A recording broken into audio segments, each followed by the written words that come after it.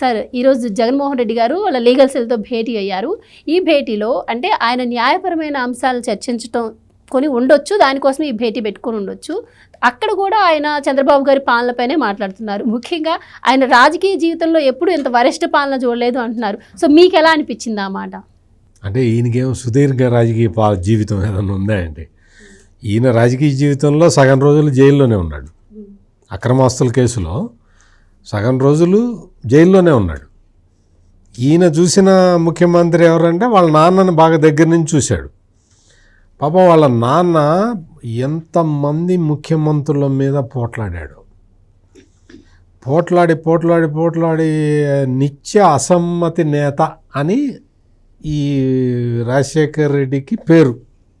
YS Rajasekhara Reddy పేరు ఏంటంటే నిత్య అసమ్మతి నాయకుడు అని. అంటే నిత్యం ఎవడు ముఖ్యమంత్రి ఉన్నా వాళ్ళ మీద అసమ్మతే. చివరికి ఈయన ముఖ్యమంత్రి కాకుండా అడ్డుపడుతున్నాడని చెప్పి పాపం పెద్ద మనిషి పివి నరసింహారావు గారి మీద చెప్పులు కూడా వేయించాడు రాజశేఖర రెడ్డి. అటువంటి మనిషి ఏదో సోనియా గాంధీ దయతోటి ముఖ్యమంత్రి అయ్యాడు. ముఖ్యమంత్రి అయిన తర్వాత జగన్మోహన్ రెడ్డి ఏం చేశాడో మనందరికీ తెలుసు. మొత్తం చూశాడు. తండ్రి అధికారాన్ని అడ్డం పెట్టుకొని అక్రమ ఆస్తులు ఎట్లా సంపాదించాడో మొత్తం ఆ కేసులు, సిబిఐ కేసులు చూస్తేనే అర్థమైపోతుంది. ఈయన వచ్చి నా రాజకీయ జీవితంలో నేను ఇంత వరస్ట్ పాలన ఎప్పుడు చూడలేదంటే, మా అందరి రాజకీయ జీవితంలో కూడా జగన్మోహన్ రెడ్డి అంత వరస్ట్ పాలన ఎప్పుడు చూడలే. నిజంగా అదే చెప్పబోతున్నా. మీరు చూశారు. నేను జర్నలిస్ట్గా ఒక ఎన్టీ రామారావు ఫస్ట్ టైం ముఖ్యమంత్రి అయిన దగ్గర నుంచి చూస్తున్నా. ఎంతమందిని చూసుంటాను నేను, ఎంతమంది ముఖ్యమంత్రులని నేను దగ్గర నుంచి చూసుంటాను. జగన్మోహన్ రెడ్డి పాలనంత వరస్ట్ పాలన అసలు ఇప్పటివరకు మన దేశంలోనే కాదు ప్రపంచంలో కూడా ఎవడు చేయడు.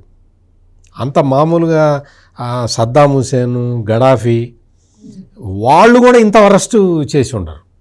అంత దారుణమైన పరిపాలన చేశాడు. నియంత పాలన అంటే అది పుస్తకాల్లో చదువుకున్నాం, కానీ ఆ నియంత పాలన ఏంటో జగన్మోహన్ రెడ్డి టైంలో చూపించాడు. పైగా తెలుగుదేశం వాళ్ళు ఈయనకు ఒక ముద్దు పేరు కూడా పెట్టారు. ఏంటది? సైకో అని పెట్టారు. ఈ సైకో అన్న పదాన్ని ఇప్పుడు ఏం చేస్తున్నారంటే ఈ జగన్మోహన్ రెడ్డికి సంబంధించిన నాయకులందరూ చంద్రబాబు నాయుడు సైకో అని పెడుతున్నారు. అంటే మరి ఇతనికి సైకో అని ఎందుకు పెట్టారు? ఒక కుటుంబాన్ని వేధించే అబ్దుల్ సలాం అనే ఒక ముస్లిం వ్యక్తి కుటుంబాన్ని వేధిస్తే అతను కుటుంబంతో సహా వెళ్ళి రైలు కింద పడి ఆత్మహత్య చేసుకున్నాడు. కుటుంబం మొత్తం. అది సైకో పాలన అంటే. ఇప్పుడు చంద్రబాబు నాయుడు పరిపాలనలో అటువంటి సంఘటనలు ఏమన్నా జరుగుతున్నాయా? ఎవరన్నా వేధిస్తున్నారా? ఇక్కడ వేధిస్తున్నది ఎవరిని అంటే, ఎవరైతే వచ్చి లిక్కరు కుంభకోణం చేశారో వాళ్ళని. ఇప్పుడు ఒక్క లిక్కర్ కుంభకోణం బయటకు వస్తేనే గిజగిజలు ఆడుకుంటున్నాడు. ఇప్పుడు తడతడకి లీగల్ సెల్ మీటింగ్ అంటాడు. ఆడ కూర్చొని మాట్లాడతాడు వాళ్ళతోటి. అడ్వకేట్లు అందరూ కార్యకర్తలని కాపాడాలంటాడు. కార్యకర్తలు అందరూ బాగానే ఉన్నారు. సోషల్ మీడియా కేసులు ఏమున్నాయి? ఇప్పుడు ఏం లేవు. ఇప్పుడు ఏమి కేసులు లేవు. అందరూ బయటకు వచ్చేసారు కదా. ఒకళ్ళిద్దరు లోపల ఉన్నారు అనుకోండి. అంటే జగన్మోహన్ రెడ్డికి ఏంటంటే అనునిత్యం భయం. ఈ భయం కారణంగా మొత్తం అడ్వకేట్లని వీళ్ళని కూర్చోబెట్టుకొని వాళ్ళతోటి మాట్లాడుతూ ఉన్నాడు. ఇది మొదటిసారి కాదు. ఇవాళ ఆ కృష్ణా గుంటూరు జిల్లాల లీగల్ సెల్ మీటింగ్ అని పెట్టాడు. అక్కడ ఒక పక్కన పొన్నవోలు సుధాకర్ రెడ్డి ఉన్నాడు, ఎదురుగా అంబటి రాంబాబు కూర్చొని ఉన్నాడు.